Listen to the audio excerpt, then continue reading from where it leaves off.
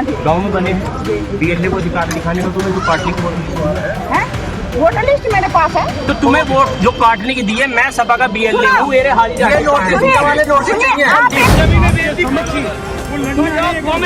में जाओ। सरकार मंदिरों की जमीनें बिकवा रही है इससे, और मैं मंदिर बनवाता हूँ, फिर भी हमारा साथ नहीं देते। नहीं, झगड़ा होगा ही नहीं। आप व्यक्तिगत बात करेंगे। बड़ी खबर केजीएमयू मज़ारों से जुड़ी हुई है। केजीएमयू कैंपस की 6 मज़ारों का मामला, मज़ारों के खिलाफ आज जारी होगा दूसरा नोटिस। अहाते में मौजूद है 6 मज़ारों को गैर कानूनी बताया गया है। मज़ारों को हटाने के लिए आज दूसरा नोटिस जारी किया जाएगा। पंजाब के संगरूर से बेहद खूबसूरत और दिलकश कर देने वाली खबर सामने आई है। एक हिंदू पंडित परिवार ने अपनी कीमती जगह पर अपने गांव के मुसलमान भाइयों के लिए तोहफे में मस्जिद बनवा कर दी है।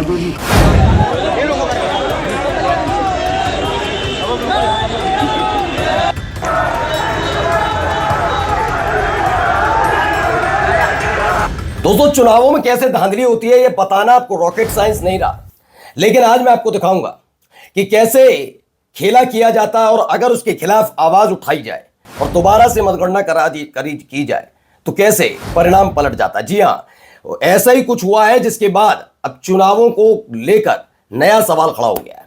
यही नहीं, बीजेपी के नेता कैसे वोट कटवा रहे हैं लोगों के, रंगे हाथों धर दबोचा गया। अब दरगाह को लेकर जयपुर में एक नया बवाल शुरू किया गया है, जिसमें कई तरह के दावे हैं। दावे क्या हैं जरा वो आपको दिखाऊंगा, लेकिन क्या हालात बनाने की कोशिश की जाती है वो भी आप देखिएगा।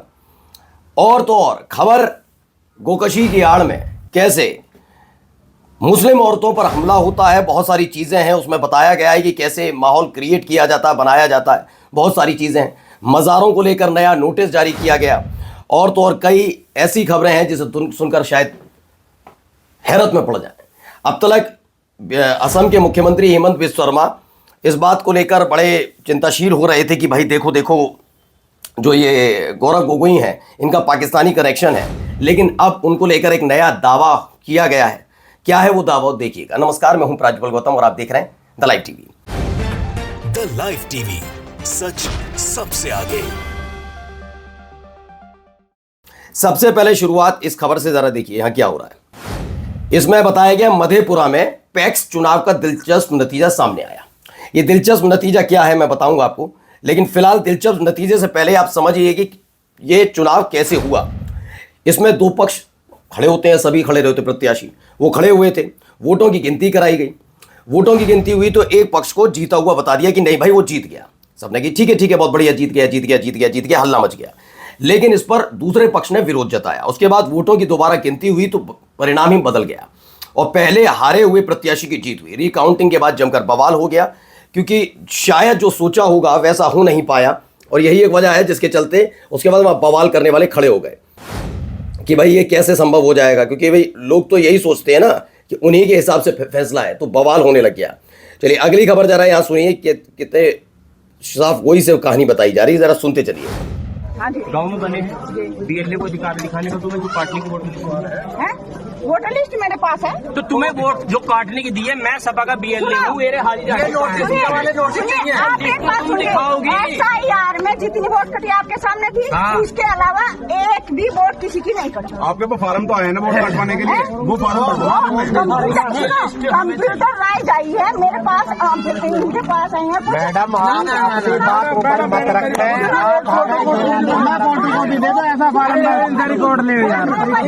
अगर मेरे पे भरोसा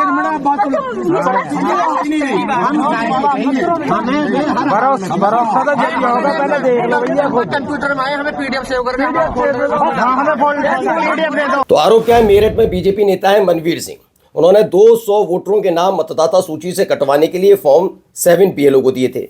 सपा BLA ने BLO का घेराव किया तो BLO ने सारी सच्चाई बता दी, सारी की सारी बता दी कि हाँ उन्होंने मुझे फॉर्म दिए थे और इसका लक्ष्य क्या था, इसका मकसद क्या था, उन्होंने भी बता दिया कि हाँ इसका मकसद क्या था, नाम कटवाने के लिए दिए गए थे। मैंने पहले भी कहा और आज भी कहता हूँ, ये फॉर्म 7 जो है वो पूरी तरीके से माहौल खराब कर रहा है, लेकिन किसी को इस बात की फिक्र पड़ती है इस देश के चुनाव आयोग को कि आप फॉर्म 7 का दुरुपयोग कैसे कि कोई ऐरा गहरा नत्थु खेरा आएगा, मेरा नाम कटवा के चला जाएगा। अब मुझे क्या करना है, मुझे या तो घर पालूं, घर चलाऊं, या फिर अपना नाम जुड़वाने के लिए सरकारी दफ्तरों के चक्कर काटूं। ये बात ये चुनाव आयोग भी जानता है कि हाँ भाई ये लोगों पे इतना समय बचा ही नहीं है कि छोड़ा ही नहीं है रोजगार। तो अब हालात देखिए क्या बना दिया। आप ये कर नहीं सकते, नाम कट गया, खत्म बात।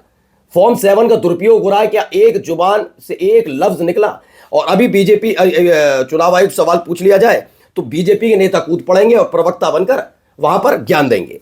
अब देखिए एक नया तमाशा यहां पर शुरू हुआ है। यहां क्या हो रहा है जरा देखिए। जमीनें बेचती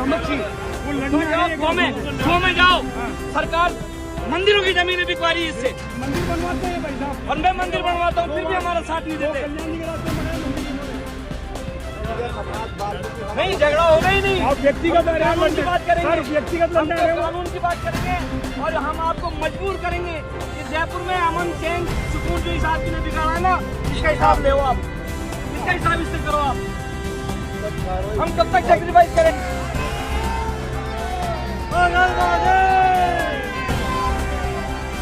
तो दरगाह की छत पर बाबा बाल मुकुंद वर्सेस अजीम काजी हुआ। छावनी बना चांदपुल जयपुर में बड़ा हंगामा हुआ और ये आपने देखा भी होगा। बाल मुकुंद को आप देखेंगे अमूमन तो ये अमूमन इसी चीज़ के लिए जाने जाते हैं।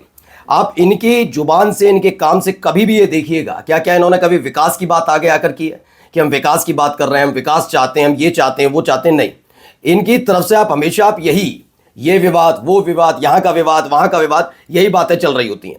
कभी भी आपने ये नहीं देखा होगा कि हाँ भाई साहब बाल मुकुंद को आपने विकास की बात करते सुना हो। ऐसा क्यों? गोकशी की आड़ में दरोगा पर मुस्लिम औरतों पर हमला हुआ, ये दावा आरोप है और घरों में तोड़फोड़ का आरोप लगाया। दहशत में ग्रामीण है, ऐसा दावा है। खबर पीलीभीत से है, जहां बताया गया पीलीभीत के शेरपुर कला गांव में मुस्लिम परिवारों के लोगों ने पुलिस पर गंभीर आरोप लगाए। पीड़ितों के पुलिस पर रात में दबिश देकर घरों में तोड़फोड़, महिलाओं से मारपीट का आरोप लगाया गया है। ये पुलिस पर गंभीर आरोप है। चलिए, ये तो अमूमन नौरोई बन गया है। चलिए अब देखिए यहाँ क्या हो रहा है। ये पहले तस्वीर देखते चलिए। अब KGMU कैंपस है, आप अगर जानते हो KGMU लखनऊ का एक प्रतिष्ठित मेडिकल कॉलेज समझ लीजिए, जो भी है, यूनिवर्सिटी है, ठीक है ना, किंग जॉर्ज मेडिकल यूनिवर्सिटी। तो यहाँ पर मज़ारों को लेकर कहानी है। पहले जारी किया गया नोटिस रहा बेअसर। अब क्या कह दिया गया, 6 मज़ारों पर फाइनल नोटिस जारी किया गया है ना। वहीं नफरत पर मोहब्बत भारी पड़ी है। हिंदुओं ने मुसलमानों को दी तोहफे में मस्जिद। क्या है खबर, कहां से, पहले सुनते चलिए। मुल्क में फैल रही नफरतों के बीच मोहब्बत का एक पैगाम पंजाब के संगरूर से सामने आया है। पंजाब के संगरूर से बेहद खूबसूरत और दिलकश कर देने वाली खबर सामने आई है। एक हिंदू पंडित परिवार ने अपनी कीमती जगह पर अपने गांव के मुसलमान भाइयों के लिए तोहफे में मस्जिद बनवा कर दी है। इस मस्जिद का इफ्तिताह पंजाब के शाही इमाम मौलाना मोहम्मद उस्मान रहमानी लुधियानवी ने की। अहम बात यह है कि गांव के पंडित परिवार के मेंबर पंडित जसपाल राम, पंडित विजय कुमार ने बताया कि गांव में मुस्लिम भाइयों के पास नमाज पढ़ने की जगह नहीं थी, उन्हें दूसरे गांव जाना पड़ता था, इसीलिए उनके परिवार ने। तो ये भी एक खबर निकल कर सामने आती है कि ऐसे भी लोग हैं जो सामने आकर पहल करते हैं। आप देखिए, बैतूल से एक खबर है। बैतूल में गोवंश तस्करों के खिलाफ कार्रवाई हुई और इनमें नाम पड़ी 12 आरोपियों को पुलिस ने गिरफ्तार कर लिया। अच्छी बात है और होना भी चाहिए। मैं फिर कहता हूं, जिस चीज़ से भावनाएं जुड़ी हुई हैं उसका सम्मान सबको करना चाहिए। लेकिन नाम देखने के बाद क्या इस पर कोई चर्चाएं की जाएंगी किसी की तरफ से? बैतूल में एक नहीं 12 गौ तस्कर पकड़े गए और गिरफ्तार किए गए, जिन लोगों के नाम जी न्यूज़ ने नहीं दिखाए। क्यों नहीं दिखाए? उनके नाम हैं गुरेलाल यादव, मुकेश कहार, चेतराम, मनीष यादव, अनिल कहार, रमेश यादव, इंगल यादव, अक्षय कुसंगे, प्रतीक सायवान, ऋत्विक उमाड़े और ऋषिकेश मेटकर। ये नाम है तो शायद इसीलिए बचता नजर आ रहा होगा मीडिया भी कि क्या खबर दिखाई जाए, क्यों बताई जाए, है ना। यही वजह रही होगी और क्या वजह रही होगी। खैर आगे देखिए एक और खबर। मुरादाबाद जिला पुलिस ने गाय काटने में बजरंग दल के जो जिला प्रमुख जो है सुमित उर्फ मोनू विश्नोई बजरंगी सहित कई लोगों को गिरफ्तार किया और जो जुलूस निकला है जरा देखते चलिए।